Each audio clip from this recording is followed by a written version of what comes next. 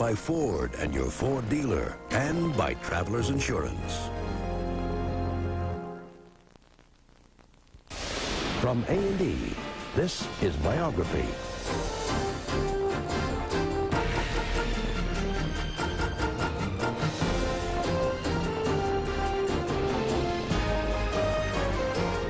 For January 29th, 1997, Biography with Jack Perkins. What's a nice girl like her doing in a profession like that? That's what people asked when Sydney Biddle Barrows, a New York society girl, descendant of the Pilgrims, respectable yuppie by day, was busted and revealed to be the owner of a high-priced escort service by night.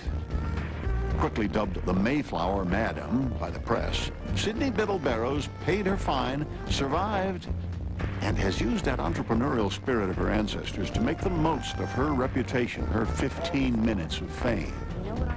From talk shows to books to TV, movies, the Mayflower Madam has been as successful in her post-scandal life as she was in the oldest profession. Tonight, Biography traces the path Sydney Barrows followed from Madam back to Mayflower respectability. Or almost. It was in New York City in the early 1980s that two very different worlds came together, when a Mayflower descendant named Sydney Biddle Barrows merged the proper etiquette of her upbringing with a profession nearly as old as her family tree, prostitution. I'm not someone that anyone would have ever expected to be a madam. I don't look the part, I don't sound the part, I don't act the part, I didn't run the business the way most madams would. The business was Cachet, Manhattan's most exclusive escort service. Beautiful young women who, under Sydney's stern guidance and watchful eye, were always flawless from head to toe. Every woman who worked for me had to wear a matching bra, panties, garter belts, and stockings. Sydney's little black book was rumored to be filled with the names of diplomats, bankers, lawyers, and politicians. Her high-class call girls catered to the movers and shakers of Manhattan. And at over $200 an hour, business boomed. You should pardon the expression, but in 5.5 years, we never once got stiff. Sydney, the consummate businesswoman, set the rules for every aspect of her company. The young ladies were permitted to have straight sex and oral sex only, period, end of sentence. I said, I don't care how much he begs you, I don't care how much money he offers, that's all you're allowed to do. But in 1984, Sydney Biddle Barrows sent shockwaves through the ranks of her blue-blooded relatives when she was charged with running an exclusive call girl service and dubbed by the tabloids the Mayflower Madam.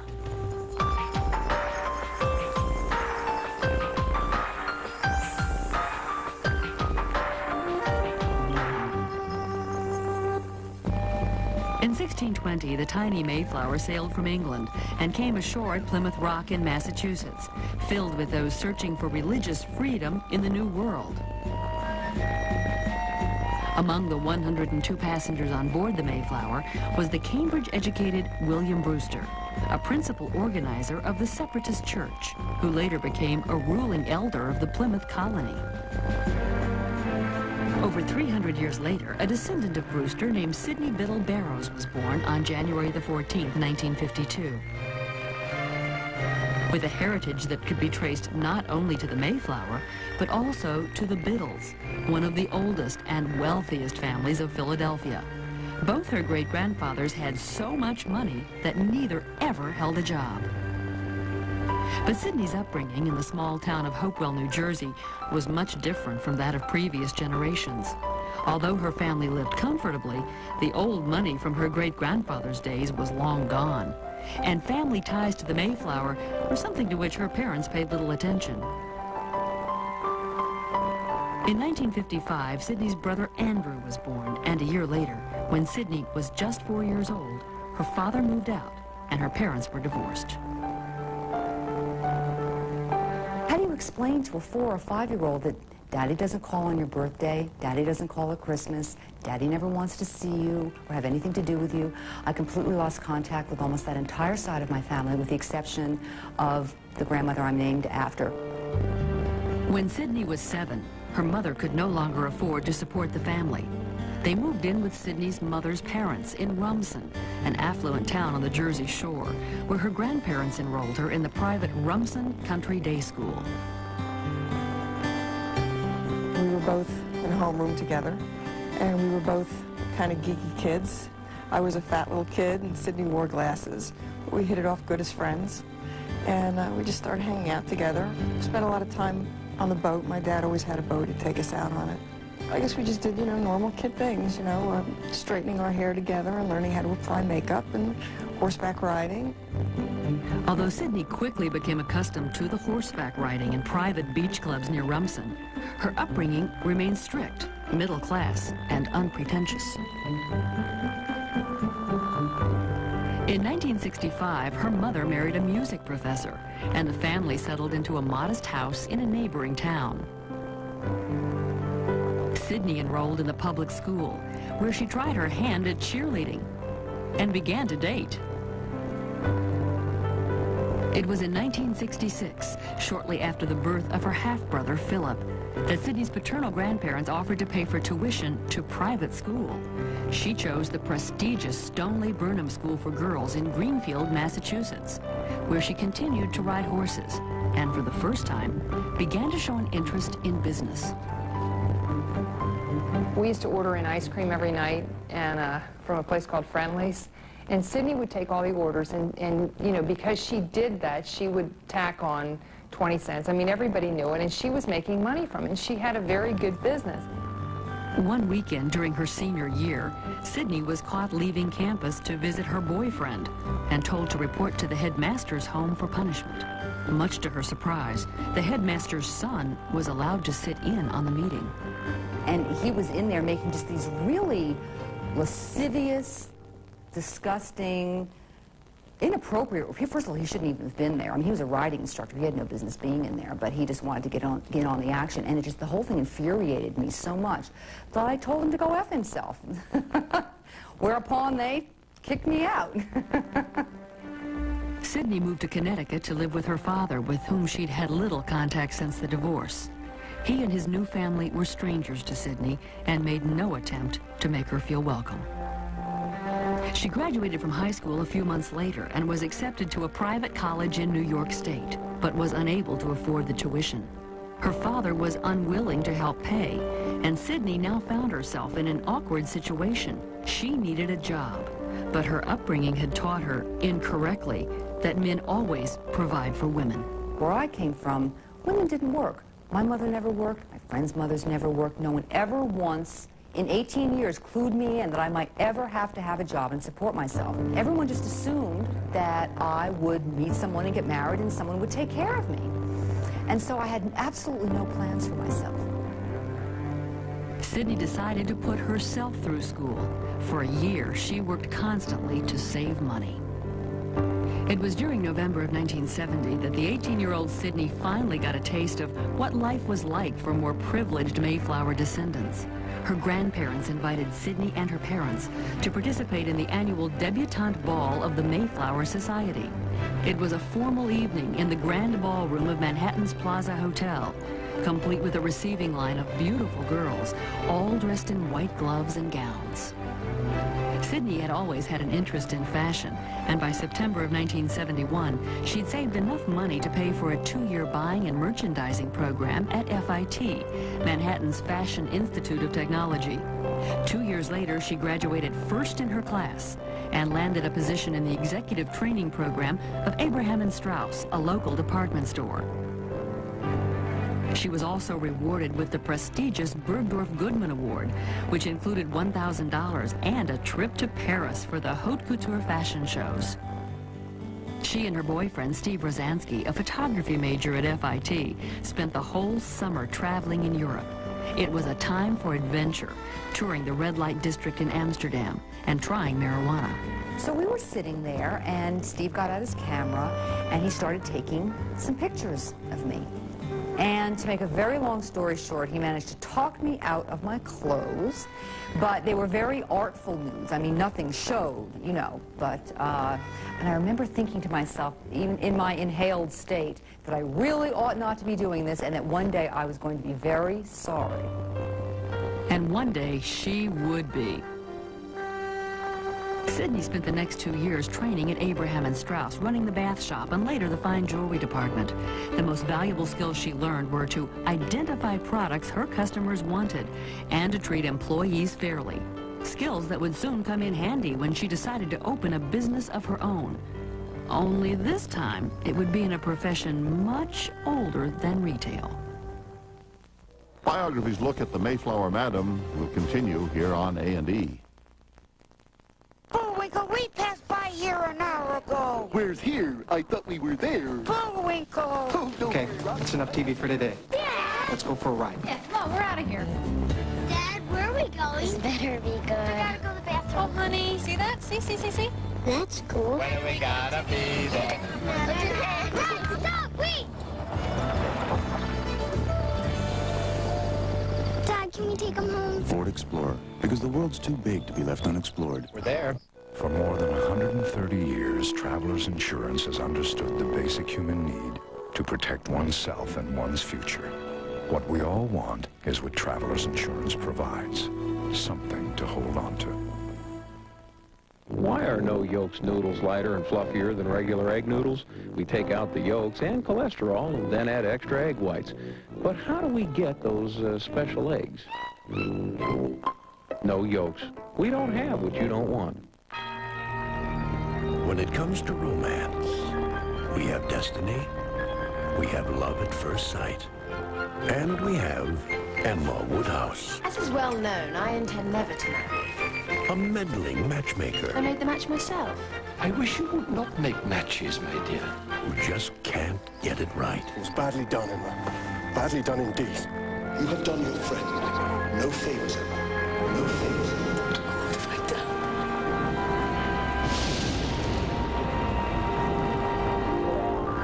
From the same producers who brought you the landmark miniseries Pride and Prejudice comes an amusing... I adore you passionately.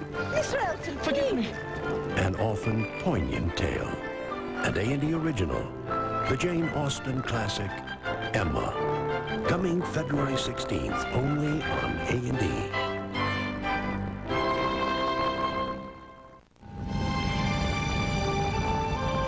Most people would jump at the chance. 10 days in South America. But I've done this before. I knew better. ¿Dónde está el teléfono? This was business, and I was 5,000 miles from home. There was a lot at stake, and I was on my own. Trying to keep my bearings. Trying to negotiate. Sometimes just trying to communicate.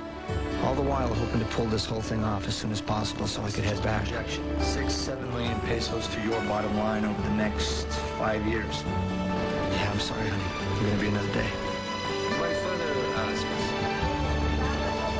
You know, it's funny, being away so long. When you come across something familiar, it can be a pretty welcome sight. Going home, Mr. Reynolds? I'm halfway there.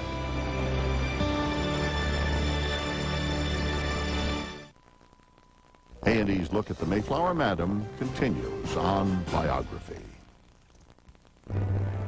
After 2 years in the executive training program of the A&S department store, Sydney Biddle Barrows left the company to become a buyer of women's accessories in Manhattan. It was a job she liked. She was promoted. But in the fall of 1978, Sydney's career in fashion came to an abrupt end. She was fired for refusing to work for a newly hired executive who she thought was taking kickbacks from manufacturers. It was on the unemployment line that Sydney met Gina, a woman she recognized from the clothing business. Around Christmas, Sydney saw a new stereo system at Gina's apartment and was curious how she was able to afford it while collecting unemployment. Gina's answer did not come quickly. Finally, she said, "Sydney, do you swear you won't tell anybody?" I said, "I swear." She said, "I answer the phones for an escort service." And I said, "Oh," as my brain is doing a search. "What's an escort service?" I couldn't figure. I'd never heard of such a term before. Well, she started explaining it to me, and all of a sudden I realized, prostitutes. This woman's talking about prostitutes. And I was just absolutely fascinated, horrified but fascinated. But the chance to earn $50 a night, cash, answering phones, appealed to Sydney, especially since 3 nights of work would amount to more than her weekly unemployment check. The lure of money was stronger than the tug of her conscience, and she soon accepted an offer from Gina's employer. He'd been in business about 15 years. Nothing had ever happened to him. And I guess I thought to myself, well, what's really so bad about this? I mean, the guys sound nice. The girls look like they're having a good time. I mean, if you can give it away, why can't you sell it? I mean, the girls all wanted to do it, and the guys all wanted to pay the money. Sydney and Gina soon had major complaints about the way the owner of the agency treated both his clients and employees. But rather than return to the unemployment line, they came up with another plan. One day, I just heard these words come out of my mouth. I said, you know, we're at least as smart as he is. We're definitely nicer than he is. Why don't we start our own escort service? And so we did. They called it Cachet and designed it to be the most exclusive agency in Manhattan. Sydney and Gina worked out of their apartments. They had call waiting and call forwarding installed on their phones, set up a bank account, health insurance, and credit card acceptance. They even advertised in magazines and the Yellow Pages and hired an accountant to handle taxes. Sydney shrewdly adapted her experience in retail to the escort business. She knew the importance of supplying her customers with the product they want. Some girls were more bookable than others. If you were tall, blonde, busty, and 22, you were much more easily bookable than if you were short, flat-chested, redhead, and 26. You know, it made a big difference. And we had very, very high standards. I would say we only hired 1 out of every 40 or 50 girls we saw. I mean, sometimes we'd go for weeks without hiring anyone. According to Sydney, she was just the business manager and never worked as a call girl herself. But she knew good merchandise when she saw it.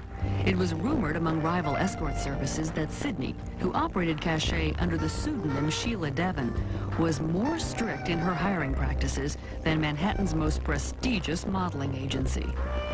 Sydney would only hire girls in their 20s who did something else during the day. She wanted no career prostitutes on Cachet's payroll, and usually hired models, writers, women in low-paying entry-level positions, and college students.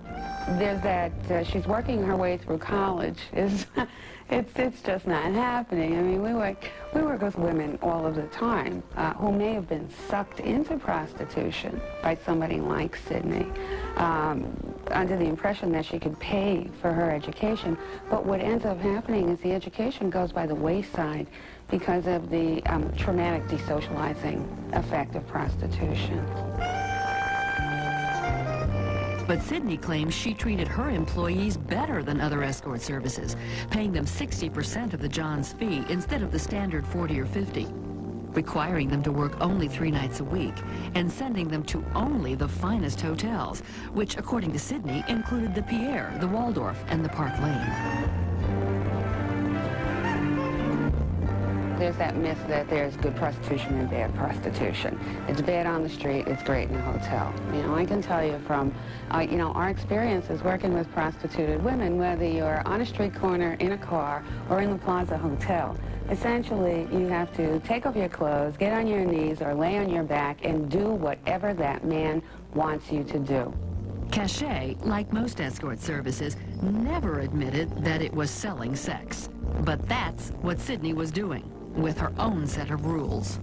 The young ladies were permitted to have straight sex and oral sex only, period, end of sentence. I said, I don't care how much he begs you, I don't care how much money he offers, that's all you're allowed to do. With rates at over $125 an hour, some of the girls were said to be making $3,000 a week, cash.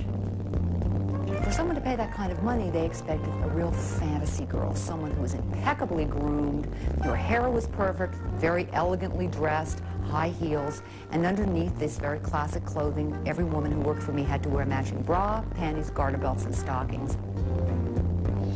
The one thing they weren't required to wear was a condom. At Cachet, prophylactics were not to be used unless the client requested them. In the early 1980s, it was believed AIDS was an exclusively gay disease, and heterosexuals were not at risk.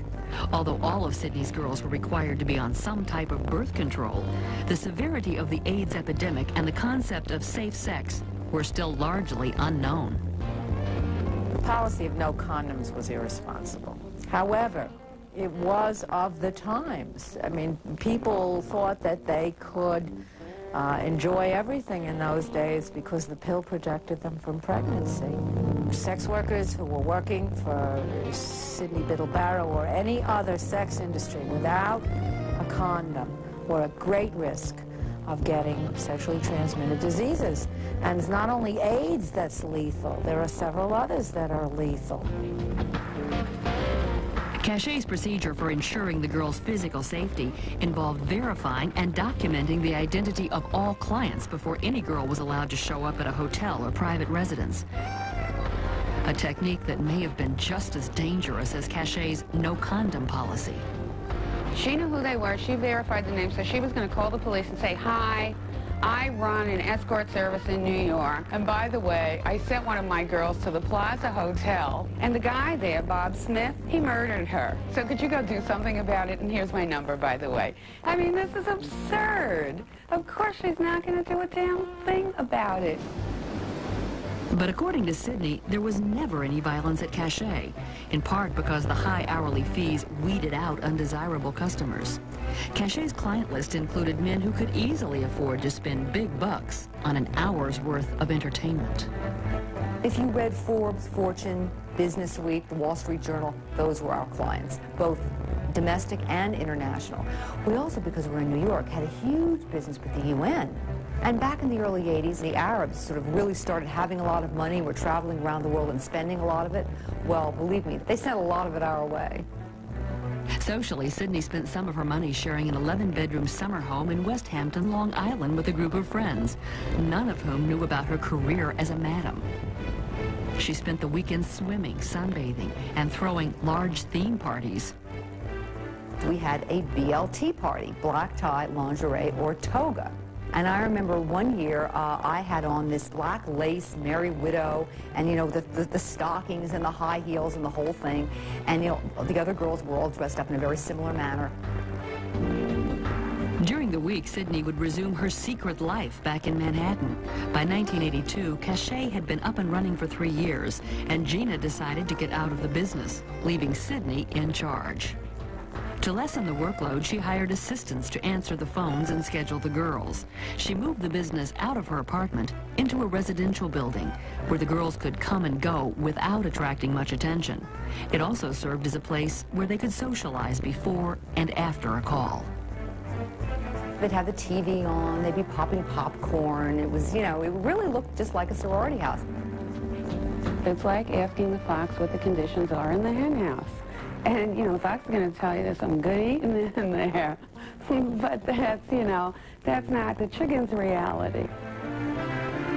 To friends and family, Sidney Biddle Barrows was an energetic, proper, and bright young woman working in the fashion industry.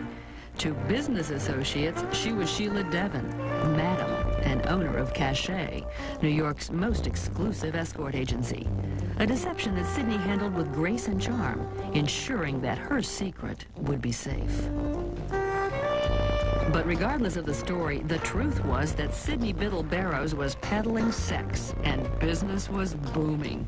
So much so that in 1983, Sidney devised a new marketing strategy and opened Finesse, an even more expensive agency under the same roof. But the good times wouldn't last long. A falling out with her landlord would soon expose the true story of both Sheila Devon and Sidney Biddle Barrows in a tabloid story filled with 3 things Americans cannot resist: sex, money, and glamour. Biography's look at the Mayflower Madam will continue here on A&E. It's one of the most comfortable cars I've ever driven. People love talking about Ford Taurus. It's fun to drive. It really is. With Taurus, you fit in no matter what size you are. I'm big. I'm surprised by how much room there is inside it. Everybody in my family's big. Just turn the wheel a fraction of an inch. The car responds. There's a lot more room. It's designed so I don't have to search for anything. The seats feel like they wrap around you. It's a state-of-the-art car. Ford Taurus, the best-selling car in America, starting at $18,545. This car is a pleasure to drive. I have fun. Every month, the compelling true stories of extraordinary people. From A&E comes Biography magazine. In the January issue of Biography, Harrison Ford, Evita, and more. Order now and receive Art Garfunkel's Across America CD with your paid subscription. Enjoy an entire year for only $18. Call 1-800-238-2800 and order Biography magazine, because every life has a story.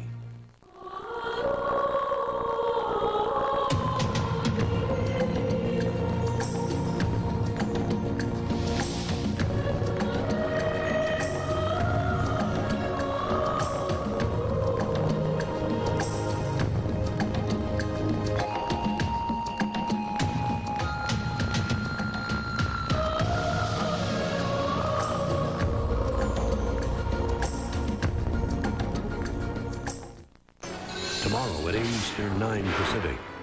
Enter the mind of serial killer Ted Bundy on Biography. Then, a Roman city frozen in time. Explore the marvels of Pompeii with Leonard Nimoy on Ancient Mysteries. Followed by The Power of Dreams to predict disasters on an all-new journey into the unexplained.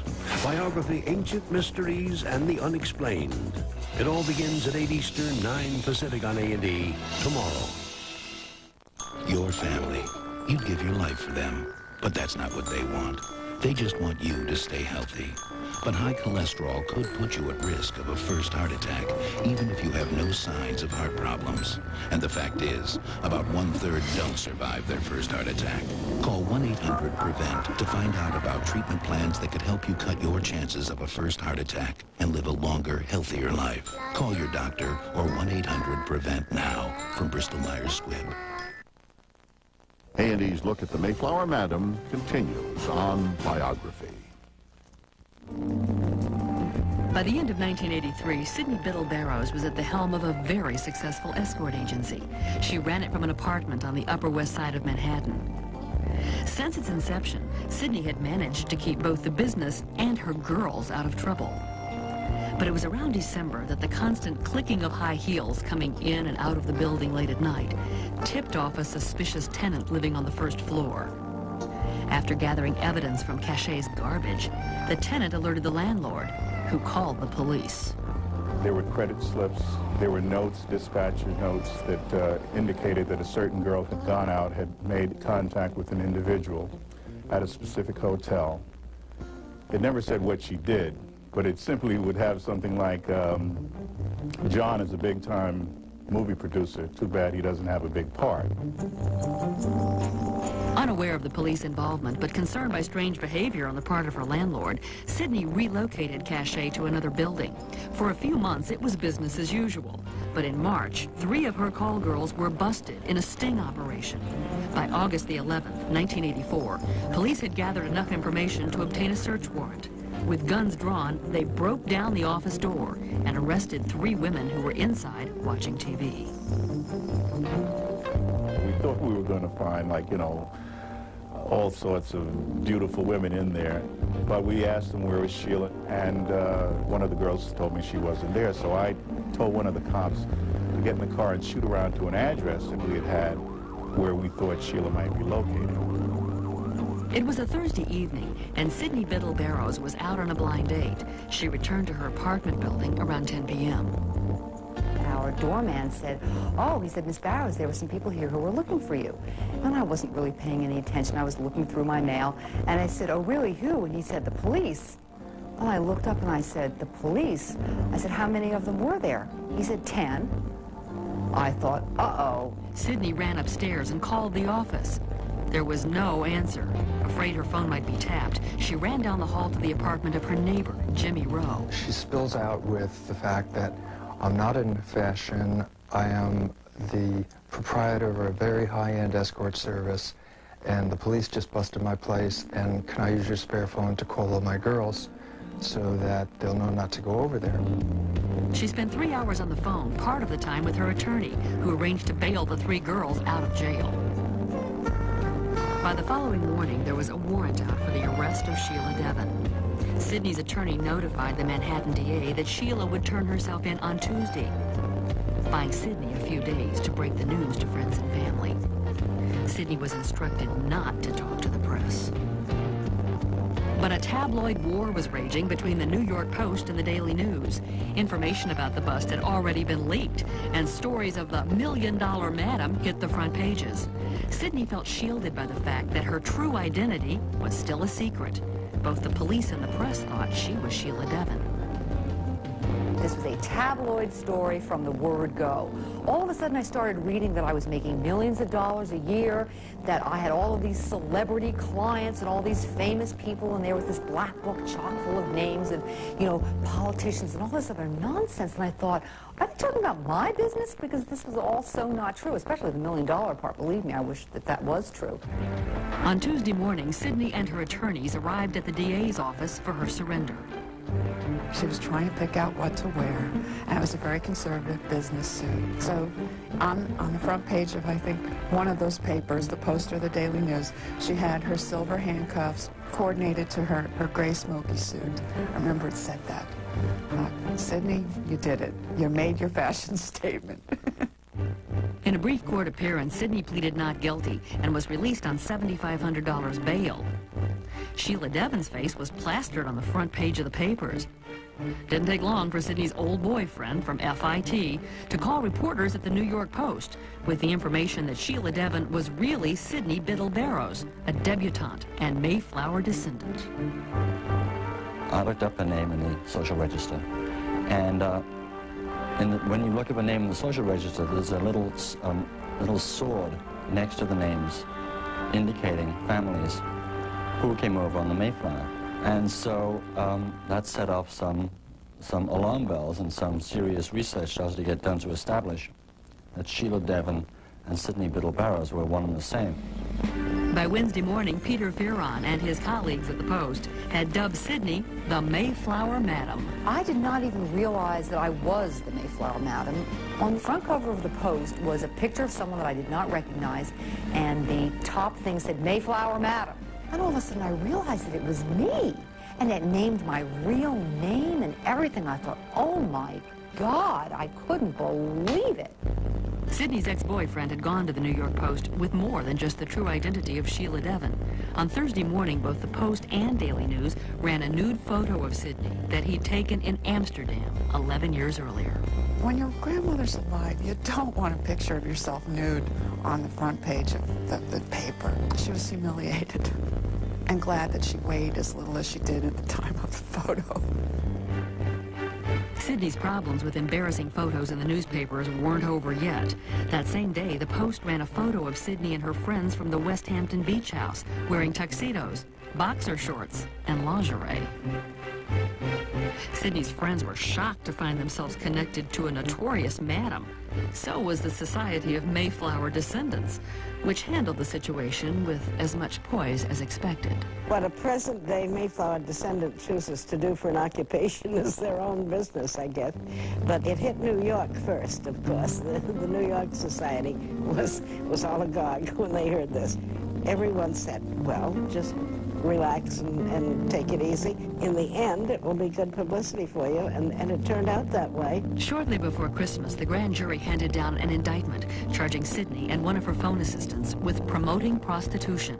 As her attorneys prepared a defense, Sidney quickly realized that her savings would be nowhere near enough to pay her legal fees. To raise money, she threw the Defense Fund Ball at the chic nightclub, The Limelight. It was a formal evening, much like Sidney's debutante ball in 1970, including a receiving line for guests, at the end of which was Sidney, wearing the same white gloves she'd worn years earlier. There was this ridiculous night where they had this huge party for people making a fuss of her for being the owner of a closed escort agency. It was fun at the time, but it was also laughable. Anna Biddle, a distant relative of Sidney's from Philadelphia, showed up in a diamond tiara to show her support. Another attendee was Richard Currier, a pianist and songwriter who felt that Sidney had been exploited by the media. He wrote a song about Sidney and performed at the ball.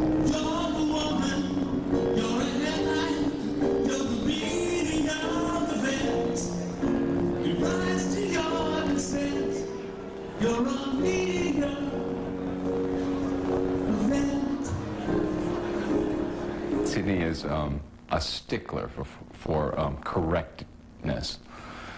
And when we left the stage together back up the stairway at the Limelight, I remember I was kind of shocked. I began taking her up the stairs. I put my arm around her, and she went, "That's not correct," and she reversed the way we were going up the stairs. And in fact, we went up together the other way around, and I thought, gee, I was doing this all for her.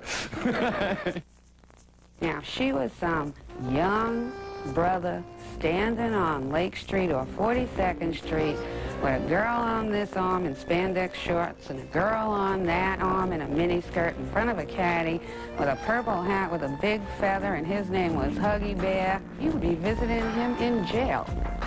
She's nothing but a pimp, period. You can fancy it up, blue-blooded all you want. She's a straight-up pimp, and the effect that she's had on women's lives is exactly the same. But Sidney had better legal representation and a bigger black book than the average pimp.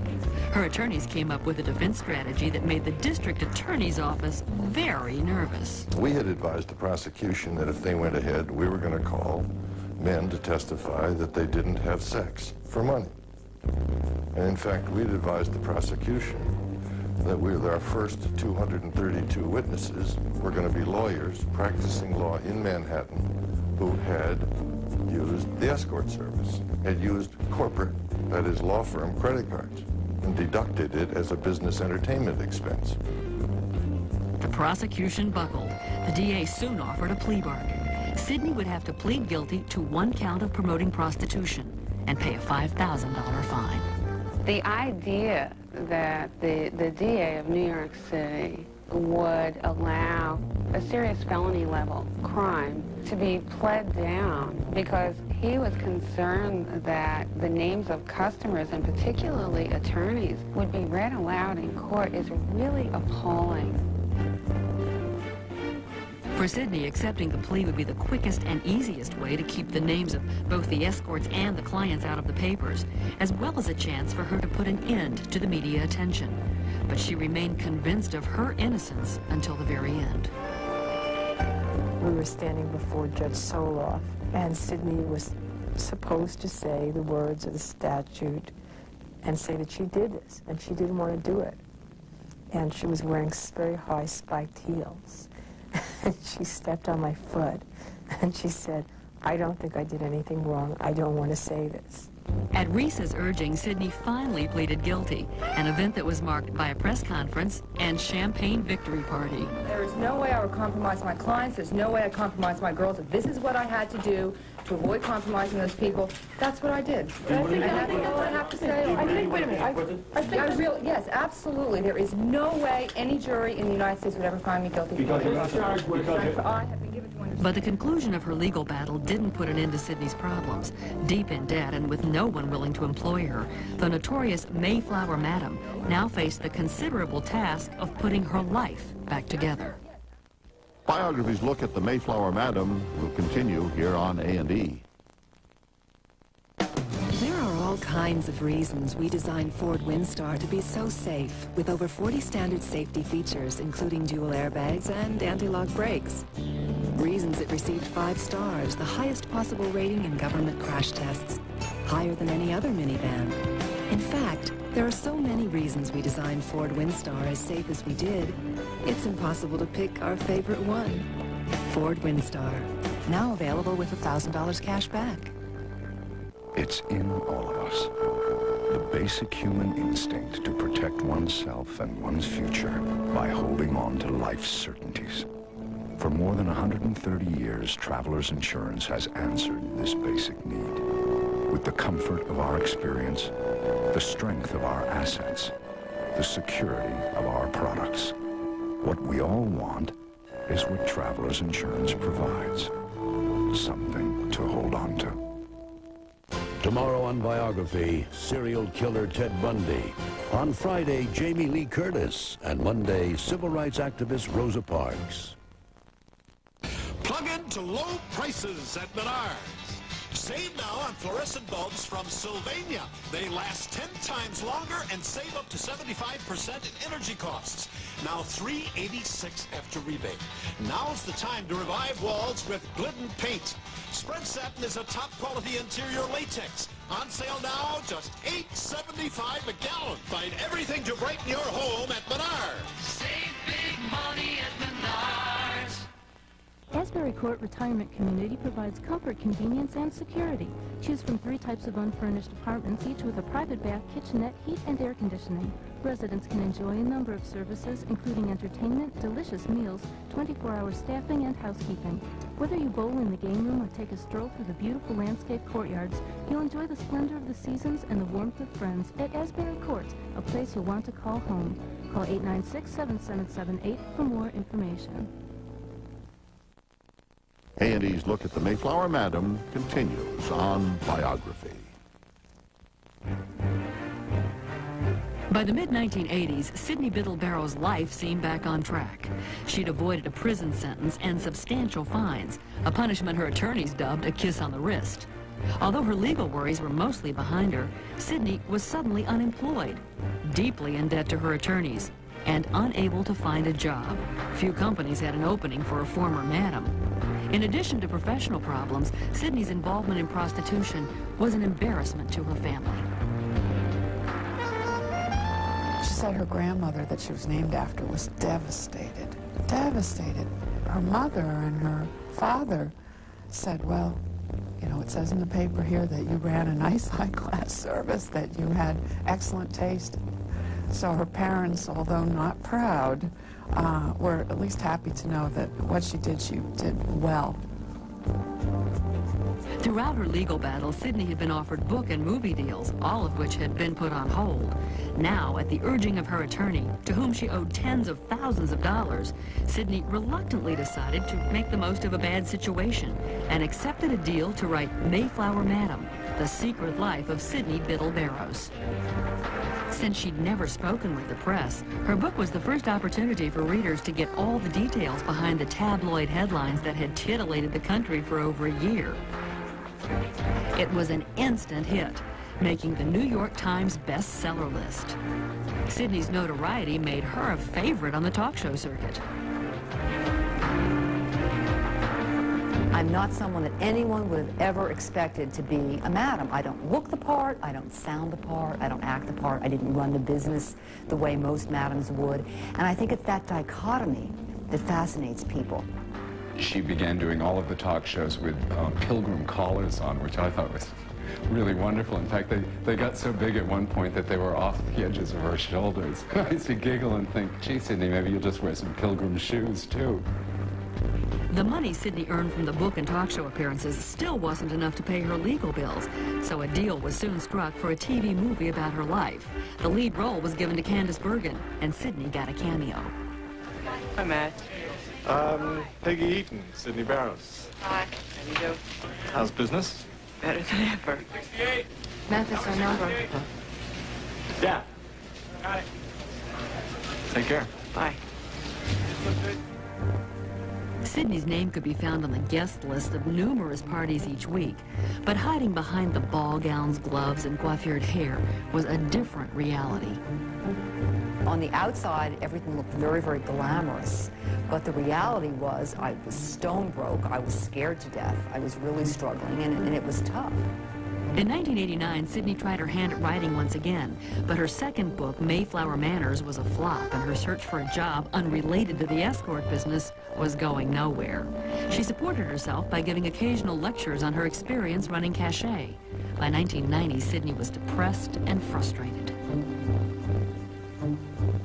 No one would give me a job. I could get an interview with anybody, but no one would give me a job. It's like I'd lost control. I couldn't do anything that I wanted to do because I couldn't afford it. It was all I could do to pay the rent and keep the lights and the phone on. That took everything I had. So I was very isolated in that I really had to wait for people to call me and invite me to somewhere. One year on the 4th of July, she escaped with her friend Sherry to Fire Island, off the shore of Long Island. While on a walk, they arrived at a well-known gay neighborhood known as the Pines. There, I had the first taste of what a celebrity she is. Everyone came over on the beach to see Sydney, the Mayflower Madam, and everyone crowded around. People came over with their dogs, they brought her parasols. They treated her like the queen. I invited her to my neighbors for barbecue, and next thing you know, she's on the cover of People magazine, and my neighbors are saying, "She ate our barbecued chicken. Why didn't you tell us about her?" So, well, what could I say? You know, she's my friend. She likes chicken. Sydney slowly began to find odd jobs, helping a friend run fashion shows and writing articles for various magazines. Even the very proper New York Times gave Sydney a chance to do a book review. She came up with a new lecture series to address the one question that hundreds of women had asked her to answer. Why do men stray to call girls? And how can women keep their husbands happy at home? It was a success from the start. Over 400 women attended the first seminar. Soon Sydney was traveling all over the country to speak. What is this nonsense I have to make him, you know, feel special and give him praise like he was an 8-year-old after all this time? And you know what I say to you? Do you ever get tired of hearing that you are pretty? It's the same thing. It really is. We never get tired of hearing that we're pretty. He never gets tired of hearing he's special. In the summer of 1993, she was approached by a talk show and reluctantly agreed to appear on a program about survivors of scandal. Within months of her appearance, Sydney would not only find work, but a new direction for her career, and even more surprisingly, a husband. Biography's look at the Mayflower Madam will continue here on A&E. Hi, Sheila. I'm Bob. The new Pentium processor with MMX technology plus a video phone lets you meet face-to-face on your PC. Hi. You must be Sheila. And you must be bald. I mean, Bob. Bob! Blind dates will never be the same. I got you to choose 3 different kinds of shrimp, my favorite kinds. 30 of them. I mean, it's terrific. 30 shrimp for under $10. Now at Red Lobster, it's our mix and match 30 shrimp dinner, just $9.99. It's the best quality you can get. You get 30 shrimp in whatever combination you choose, like tangy lemon pepper, delicious beer battered, and succulent shrimp scampi. Oh, the shrimp doesn't get any better. With salad and cheddar biscuits, mix and match 30 shrimp, just $9.99 at Red Lobster. Unbelievable. You gotta go.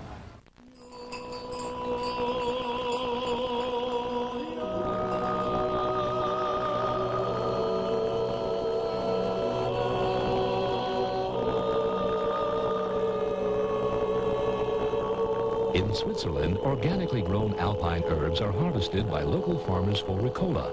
Pleasant-tasting Ricola soothes sore throats and relieves coughs naturally.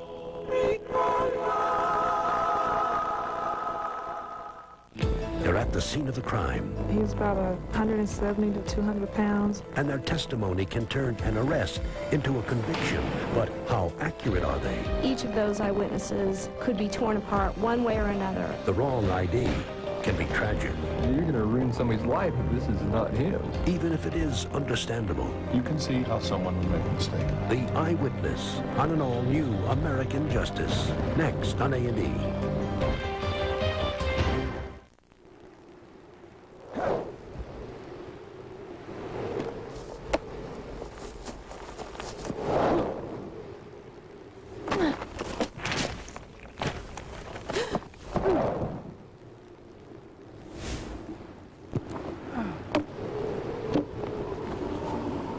I got it! I got it! No, I got it!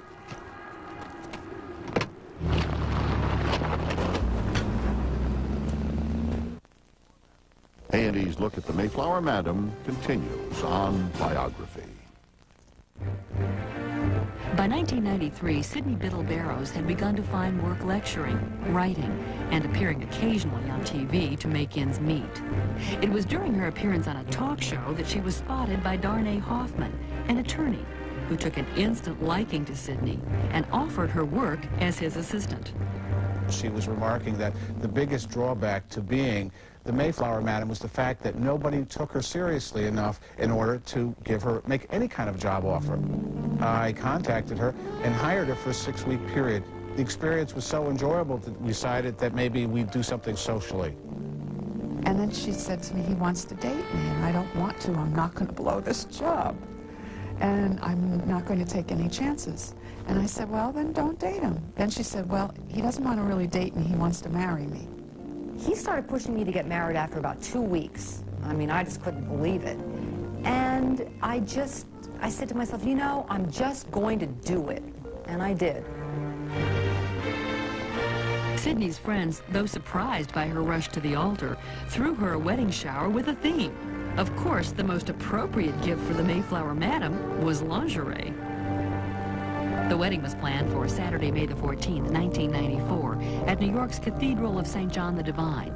150 guests joined the couple for a ceremony, followed by a short reception with champagne, hors d'oeuvres, and wedding cake.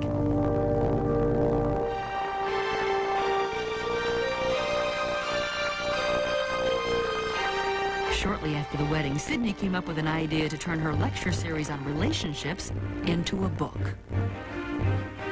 I wrote a book called Just Between Us Girls, and it's based on the information that I gave the women in the seminars, greatly expanded. I mean, I did a huge amount of research. I didn't want anyone to think that all of the information in this book was gleaned solely from men who, you know, used escort services.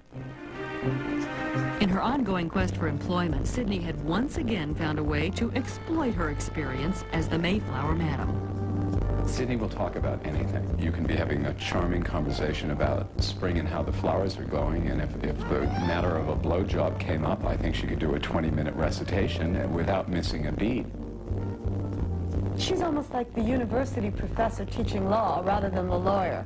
She's not the doer. She doesn't like actually doing as much as she likes knowing the intriguing side of it and being a very, very good technician. She has now sort of evolved into a younger version of Joyce Brothers mixed with Dr. Ruth, mixed with Miss Manners. Okay, thanks for coming down. Hi. Of course, and we can take a picture together if you want. The idea that, you know, she gives sex advice, the idea that she gives a learning annex course on how to set up an escort agency strikes me as being completely ridiculous. But if that's what she has to do to make money, it's better than the way she used to make money. Although Sydney, the former madam, has been condemned as a hypocrite for selling herself as an expert on etiquette and relationships, she is unrepentant. Now that I look back, I think if I knew that this was all going to happen, I probably wouldn't have done it. But I'm not sorry I did it, which is something that really bugs a lot of people. I've been told that my life would probably be a lot easier and that maybe somebody would give me a job if I would just say it was the worst thing I ever did, I'm really sorry. But I'm not going to lie and do that because it was a lot of fun. I don't feel that I hurt anybody or did anything wrong. I find it quite telling that she has no remorse about that. Essentially what she's doing in her remarks is showing her callous disregard for the women that she exploited to enrich herself. During the pilgrim days of Sydney's ancestors, whoremongers faced severe punishment. They would be stripped to the waist, tied to an ox cart, given 30 lashes, and paraded through town as a sinner. But in the modern era, while Sydney's relatives may have been shocked and scandalized, the Mayflower Madam is a curious kind of celebrity. The well-bred, well-spoken blonde who stoops to conquer the mysterious world of prostitution. It's an image Sydney Biddle Barrows has lived off of ever since she was exposed. Sydney now is in fact dealing with publicity because that's all that's left for her. And she's worked quite hard in a variety of different ways to develop the persona and once again to be self-supporting and self-sufficient. What's extraordinary about her is that she chose to make her living preying on young, vulnerable women and selling them to men in order to profit from it. Now, when you say it like that, it doesn't sound as nice as the Mayflower Madam or little Sydney Biddle Barrows, the blue-blooded girl in the nice little pretend Jackie O suit. It's not like that at all. There's nothing nice about it. There's nothing all-American about it. There's nothing blue-blooded about it. What she did to these women hurt them, made an indelible mark on their lives. I have always thought of myself as a very ordinary person who just had an unusual job. You know, a lot of people think that what I did is who I am, and that's not true. You know, yes, I ran an escort service, but I'm still Sydney Barrows. I would not want to live my life being the Mayflower Madam. Being her is my job. But when I come home from work, like everybody else, I go back to being Sydney Barrows, being me. Well, Sydney Biddle Barrows may no longer be the Mayflower Madam, but it is still a very big part of her life. Next month, she'll be on a 10-city book tour promoting the paperback release of her book, Just Between Us Girls. Later this year, she'll be working the streets off Broadway, performing in a one-woman show based on her experiences titled How Did a Nice Girl Like You? An Evening with the Mayflower Madam. And that show undoubtedly will not be the last we will see of Sydney Biddle Barrows. Thursday on Biography, a look inside the twisted mind and life of serial killer Ted Bundy. How did he fool everyone around him for so long? And what drove him to commit such horrific crimes? Serial killer Ted Bundy, tomorrow on Biography. For A&E, I'm Jack Perkins. Now you can own a video cassette of this program. Call 1-800-423-1212 and you'll receive the program you've just seen for only $19.95 plus shipping and handling. Call 1-800-423-1212.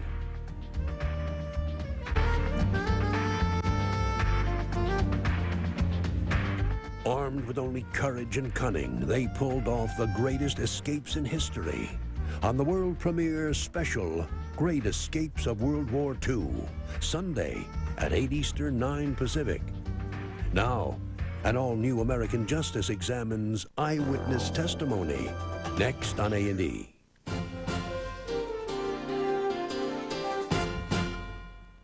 I'm named after. When Sydney was 7, her mother could no longer afford to support the family.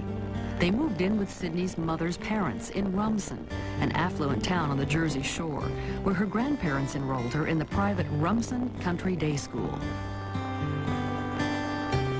We were both in homeroom together, and we were both kind of geeky kids.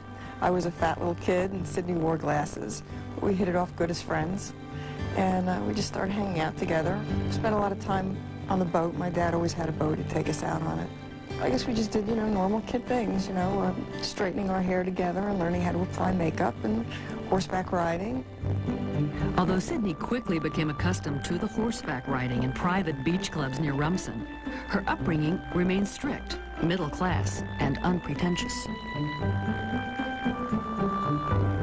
In 1965, her mother married a music professor, and the family settled into a modest house in a neighboring town. Sydney enrolled in the public school, where she tried her hand at cheerleading and began to date. It was in 1966, shortly after the birth of her half-brother, Philip, that Sydney's paternal grandparents offered to pay for tuition to private school. She chose the prestigious Stoneleigh Burnham School for Girls in Greenfield, Massachusetts, where she continued to ride horses and, for the first time, began to show an interest in business.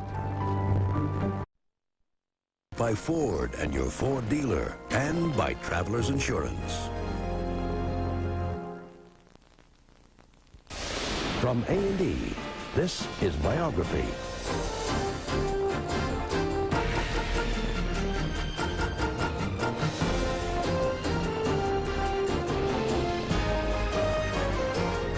For January 29th, 1997, Biography with Jack Perkins. What's a nice girl like her doing in a profession like that? That's what people asked when Sydney Biddle Barrows, a New York society girl, descendant of the Pilgrims, respectable yuppie by day, was busted and revealed to be the owner of a high-priced escort service by night. Quickly dubbed the Mayflower Madam by the press, Sydney Biddle Barrows paid her fine, survived, and has used that entrepreneurial spirit of her ancestors to make the most of her reputation, her 15 minutes of fame. From talk shows to books to TV, movies, the Mayflower Madam has been as successful in her post-scandal life as she was in the oldest profession. Tonight, Biography traces the path Sydney Barrows followed from Madam back to Mayflower respectability. Or almost.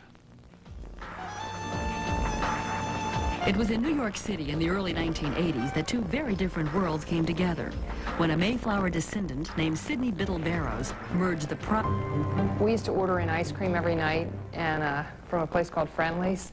And Sydney would take all the orders, and you know, because she did that, she would tack on 20 cents. I mean, everybody knew it, and she was making money from it, and she had a very good business.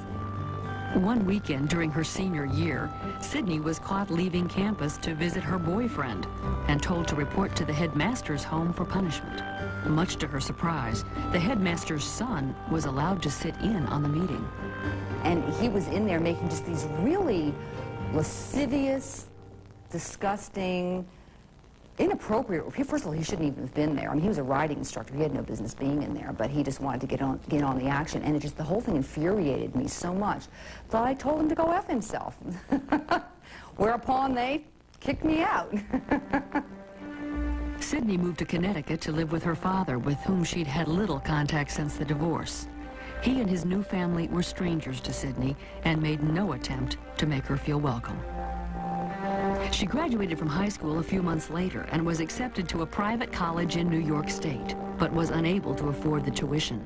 Her father was unwilling to help pay, and Sydney now found herself in an awkward situation. She needed a job, but her upbringing had taught her, incorrectly, that men always provide for women. Where I came from, women didn't work. My mother never worked, my friends' mothers never worked. No one ever once in 18 years clued me in that I might ever have to have a job and support myself. The tiny Mayflower sailed from England and came ashore at Plymouth Rock in Massachusetts, filled with those searching for religious freedom in the New World. Among the 102 passengers on board the Mayflower was the Cambridge-educated William Brewster, a principal organizer of the Separatist Church, who later became a ruling elder of the Plymouth colony. Over 300 years later, a descendant of Brewster named Sydney Biddle Barrows was born on January the 14th, 1952.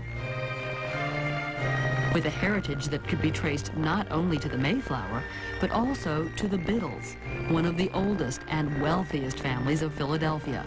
Both her great-grandfathers had so much money that neither ever held a job. But Sydney's upbringing in the small town of Hopewell, New Jersey, was much different from that of previous generations. Although her family lived comfortably, the old money from her great-grandfather's days was long gone, and family ties to the Mayflower were something to which her parents paid little attention. In 1955, Sydney's brother Andrew was born, and a year later, when Sydney was just 4 years old, her father moved out, and her parents were divorced. How do you explain to a 4 or 5-year-old that Daddy doesn't call on your birthday, Daddy doesn't call at Christmas, Daddy never wants to see you or have anything to do with you? I completely lost contact with almost that entire side of my family, with the exception of the grandmother. Proper etiquette of her upbringing, with a profession nearly as old as her family tree, prostitution. I'm not someone that anyone would have ever expected to be a madam. I don't look the part, I don't sound the part, I don't act the part, I didn't run the business the way most madams would. The business was Cachet, Manhattan's most exclusive escort service. Beautiful young women who, under Sydney's stern guidance and watchful eye, were always flawless from head to toe. Every woman who worked for me had to wear a matching bra, panties, garter belts, and stockings. Sydney's little black book was rumored to be filled with the names of diplomats, bankers, lawyers, and politicians. Her high-class call girls catered to the movers and shakers of Manhattan. And at over $200 an hour, business boomed. you should pardon the expression, but in 5.5 years, we never once got stiff. Sydney, the consummate businesswoman, set the rules for every aspect of her company. The young ladies were permitted to have straight sex and oral sex only, period, end of sentence. I said, I don't care how much he begs you, I don't care how much money he offers, that's all you're allowed to do. But in 1984, Sydney Biddle Barrows sent shockwaves through the ranks of her blue-blooded relatives when she was charged with running an exclusive call girl service and dubbed by the tabloids the Mayflower Madam.